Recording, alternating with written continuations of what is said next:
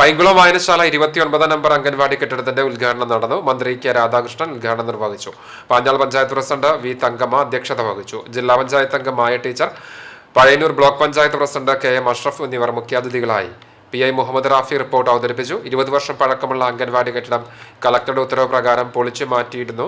ഈ സമയം വേറെ സ്ഥലങ്ങളിലാണ് അംഗൻവാടി പ്രവർത്തിച്ചിരുന്നത്. ജില്ലാ പഞ്ചായത്തിൽ നിന്ന് 15 ലക്ഷം രൂപയും ഗ്രാമപഞ്ചായത്തിൽ നിന്ന് 5 ലക്ഷം രൂപയും വിനിയോഗിച്ചാണ് AC അടക്കമുള്ള അംഗൻവാടി കെട്ടിടം പുതുക്കി പണിതത്.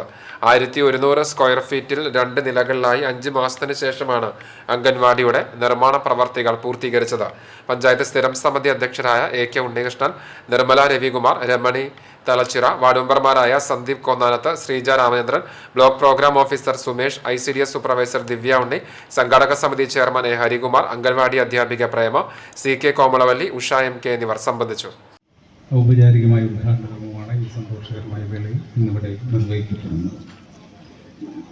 തൃശ്ശൂർ ജില്ലാ പഞ്ചായത്തിൻ്റെയും പാഞ്ഞാൾ ഗ്രാമപഞ്ചായത്തിൻ്റെയും അതുപോലെ തന്നെ ദേശീയ ഗ്രാമീണ തൊഴിലുറപ്പ് പദ്ധതിയുടെ എല്ലാം തന്നെ വിഹിതം ഉപയോഗിച്ചുകൊണ്ട് 23 ലക്ഷം രൂപ ചെലവഴിച്ചുകൊണ്ടാണ് ഈ അംഗൻവാടി കെട്ടിടം പണി പൂർത്തീകരിച്ചത്. ആര്യമാഷയുടെ സഹായത്തോടുകൂടിയാണ്, പോളിൻ്റെയും കൂടി കുടുംബത്തിൻ്റെ സഹായത്തോടുകൂടിയാണ് ബോർഡിൻ്റെയും പണി പൂർത്തീകരിച്ചത്. പൈങ്കുളം വായനശാല അംഗൻവാടി കെട്ടിടം എല്ലാ അർത്ഥത്തിലും നമ്മുടെ സമൂഹത്തിന് ഗുണം ചെയ്യുന്ന രീതിയിലാണ് ഇതിൻ്റെ നിർമ്മാണ പ്രവർത്തനങ്ങൾ പൂർത്തീകരിച്ചത്.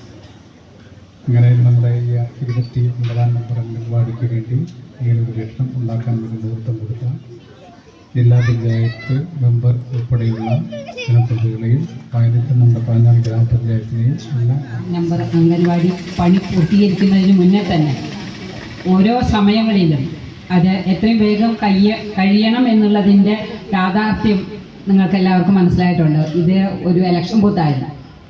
അതിനെ മുന്നോടിയായിക്കൊണ്ടാണ് ഏറ്റവും നല്ല രീതിയിൽ നടത്തണമെന്ന് സന്ദീപ് ഏത് സമയത്തും പറയുമായിരുന്നു. പക്ഷേ ചില സാങ്കേതിക ബുദ്ധിമുട്ടുകളും ഇതിനകത്ത് വന്നിട്ടുണ്ടായിരുന്നു. പക്ഷേ എല്ലാവരുടെയും സഹകരണത്തോടെ ബ്ലോക്ക് പഞ്ചായത്തും എല്ലാവരും സഹകരിച്ചതിൻ്റെ അടിസ്ഥാനത്തിലാണ് എത്രയും വേഗം അതിൻ്റെ പണി പൂർത്തീകരിക്കാൻ കഴിഞ്ഞിട്ടുണ്ട്. അതിൻ്റെ അപ്ഷെയർ എടുത്തിരിക്കുന്നതും നമ്മളതിനെ സഹായിച്ചിരിക്കുന്നതും നമ്മളുടെ അടുത്ത NGNREGSും പാഞ്ഞാൾ ഗ്രാമപഞ്ചായത്തും സംയുക്തമായി സുമനസ്സുകളെ ചേർത്ത് പിടിച്ചുകൊണ്ട് അങ്ങനെ 23 ലക്ഷം രൂപയോളം ചെലവിട്ടുകൊണ്ടാണ് ഇന്ന് ഈ അംഗൻവാടിയുടെ നവീകരണം ഇവിടെ പൂർത്തീകരിക്കുന്നത്.